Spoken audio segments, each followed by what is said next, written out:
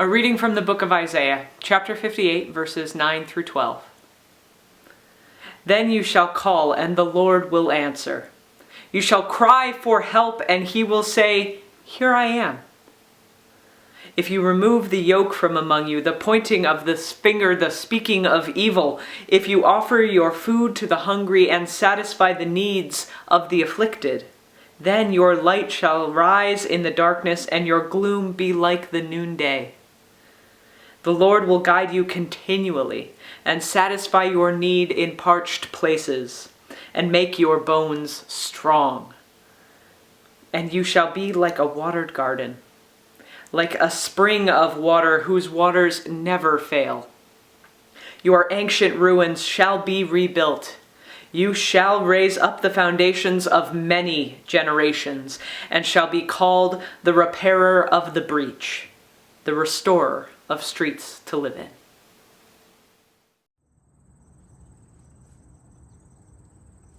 A reading from Revelation chapter 21, verses 1 through 6.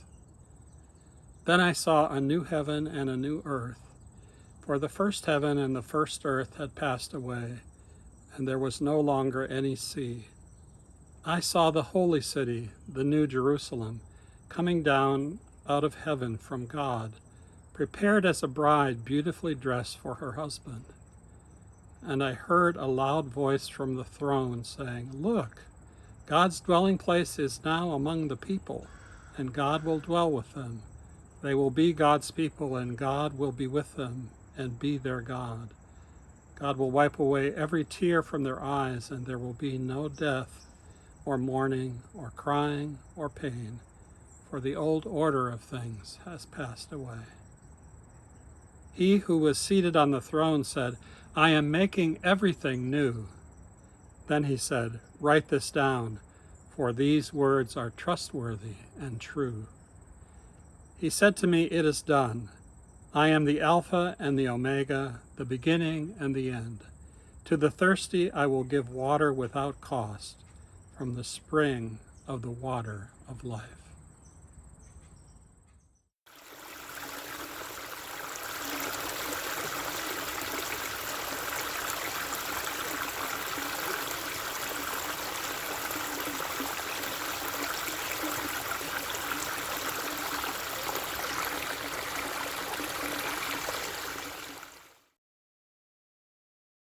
God's grace and peace to you, dear saints of the Maine Conference of the United Church of Christ.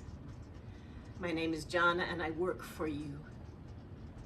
And I'm so grateful for the opportunity to share with you in this worship service. Even back a fair number of years ago, there were programs on television that were about fixing and renovating and restoring. I grew up on public television and this old house.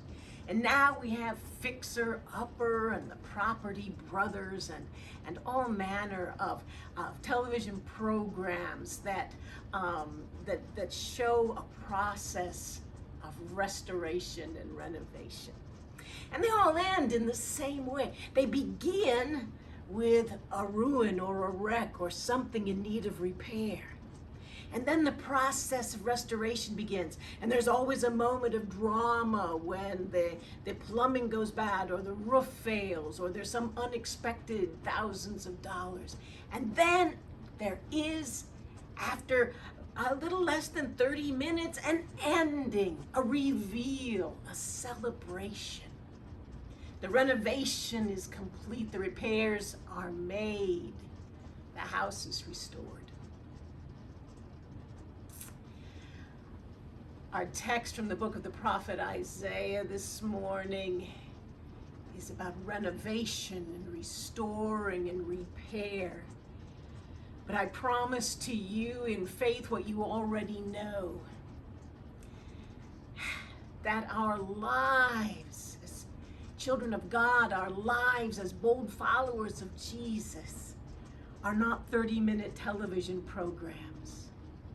And the work of restoration and renewal and repair hasn't so much in our lifetime a beginning, a middle, and an end, but beginnings and middles and beginnings and middles and pauses and restarts. The book of the prophet Isaiah holds the words not only of a prophet known as Isaiah, but of some later prophets. And the verses chosen by our annual meeting planners for this year come from one of the after Isaiah prophets, who was listening and offering holy words for the strange time at the beginning of the return from exile in Babylon. These were days, to be sure, of repairing, of restoring. Jerusalem needed to be rebuilt, and so did our spiritual ancestors. Now, we might think of this return from exile in Babylon back to the land of promise as something of a homecoming. And there may indeed have been a few saints on that journey for whom it was. But the exile in Babylon persisted for 70 years. So there may have been some returning who had distant childhood memories of a Jerusalem.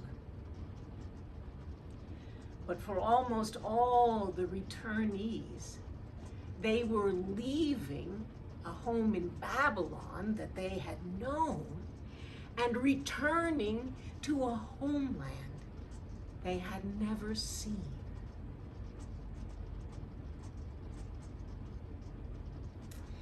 And in that unfamiliar homeland,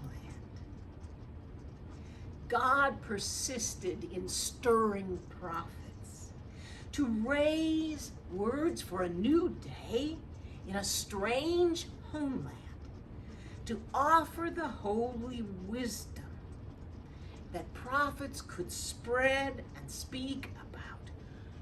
What now? What will restoration look like now? Where can we even begin with the repairs that are not only external, but internal? And I join you in thanking God that some of those words for the unfamiliar homecoming are with us still. Beloveds, we haven't been as far as 70 years in Babylon, at least geographically. But we are surely on a journey of leaving behind so much that is familiar and exploring a lot of new paths, unfamiliar paths, hard paths, and listening in our own day for the wisdom of God conveyed through all manner of prophets in pulpits and on op-ed pages. What now? What now? What does God ask of us now? Renovation, repair that is inside and outside. And the prophet says, here is some renovating work. Let us be done with the pointing of fingers, with the speaking of evil. As many of you know, the season of Lent is meant to be a season of repair, renewal, and restoration. And I've shared with some of you the story of a Lenten adventure that I had.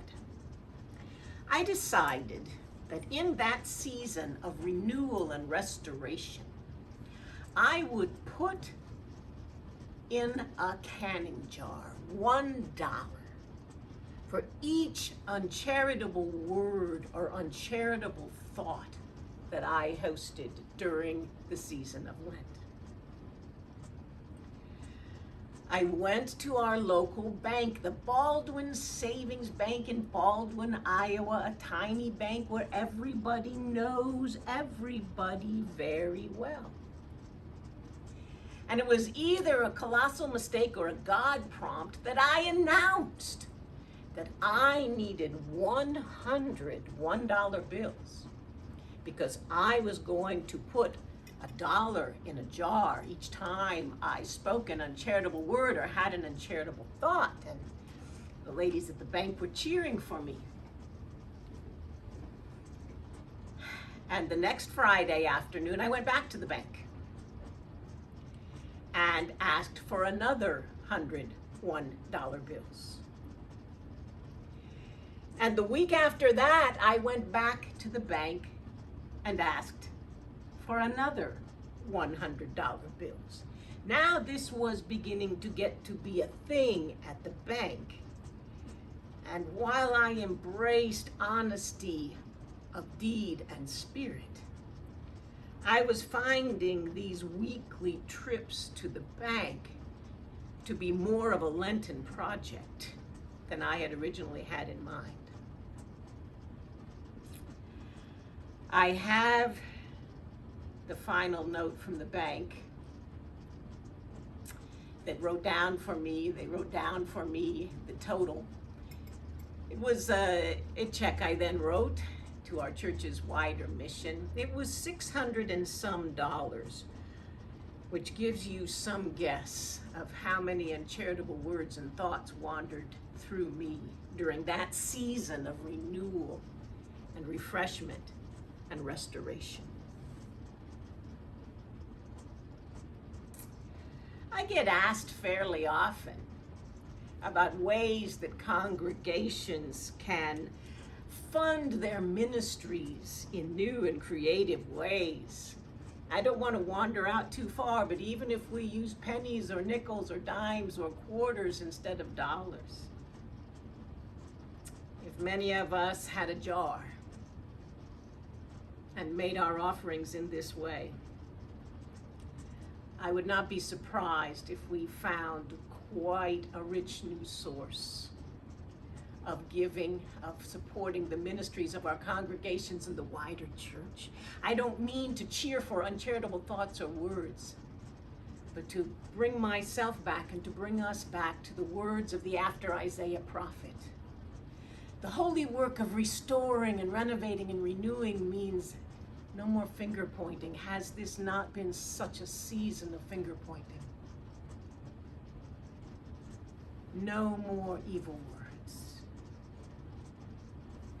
The holy work of restoration, of renovation, of renewal, the prophet says, is to remove the yokes of burden, the yokes of injustice, to offer your food to the hungry, to satisfy the needs of the afflicted in all the ways that we might.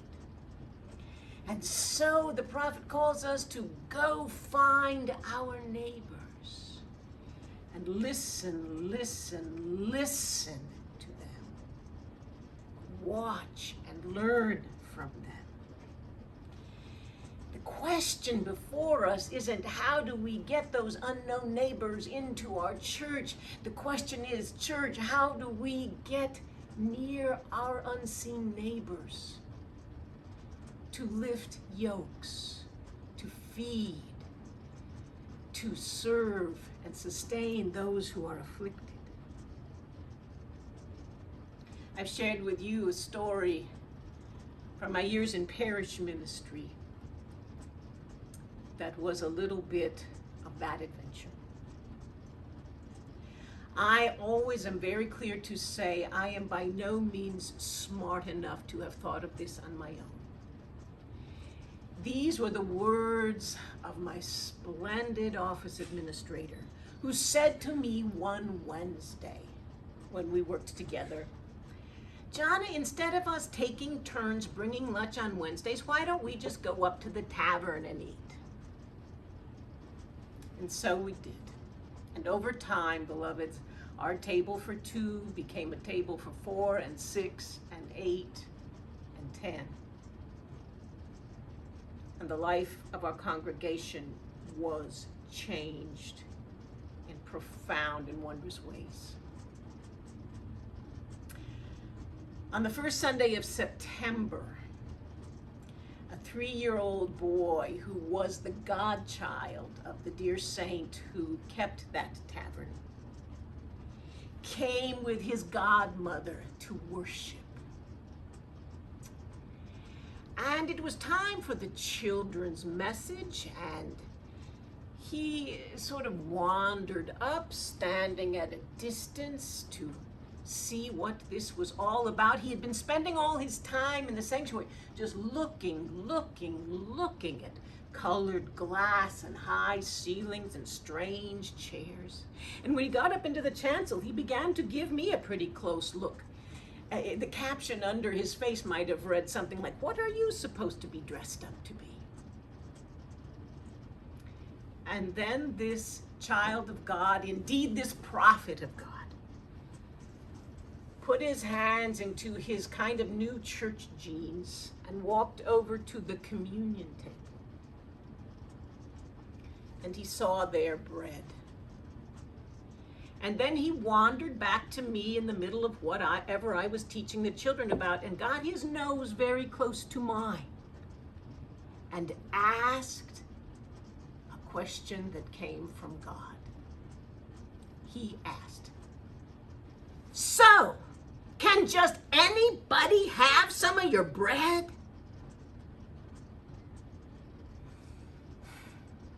Oh, amen. Amen. Anyone can have some of our bread. Everyone can have some of our bread. And it is our holy calling to make it so. Offer your food to the hungry, says the after Isaiah prophet in the new and unfamiliar homecoming. Satisfy the needs of the afflicted in our own unfamiliar time and way. Those words are ours as well. Let go is what the prophet of God is saying. Let go. We who have come from little back into less must let go. Offer what we have. It is in letting go that we find our way home. It is in letting go that we find ourselves refreshed, renewed, and restored. And we are, in the words of this blessed prophet, like a watered garden. My beloveds, when I came here to Maine 14 months ago, I left behind a farmhouse where I had lived for 30 years. I left behind a big watered garden. And I left behind a bunch of houseplants, the inside garden that couldn't make the trip to Maine. I carried with me from Iowa to Augusta one sandwich bag with small sprigs of 4 houseplants. I brought with me from the farm to Augusta about this much of Swedish ivy, this one. And in 14 months, you can see that it is sprawled out all over everywhere. It really likes the morning sun coming over the Kennebec River. And every time I look at it, I am reminded in spirit and soul